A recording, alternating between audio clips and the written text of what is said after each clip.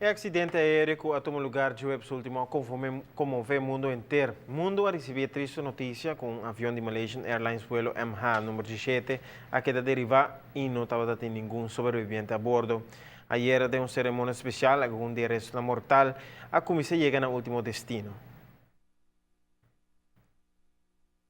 Dali de web de Amsterdam, Holanda, rumo para Kuala Lumpur.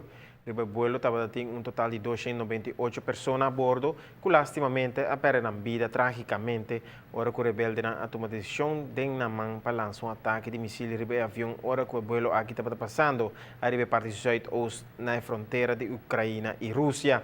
O avião modelo Boeing 777 estava tendo 198 passageiros de nacionalidade holandesa. Ayer arresto na mortal de passageiro na comissão de Holanda para sina queda identificar e queda otorgar na familiar na. Essa que um lugar de cerimônia militar, hopi íntimo, caminha total de 40 falecidos a chega Hilversum. A cerimônia tem lugar de presença de Rei Willem Alexander e também Reina Máxima, que brinda honor na falecido na. Durante o transcurso de semana, prospera mais a cerimônia na aqui, tem hora cultura resto mortal chega Holanda e queda identificada.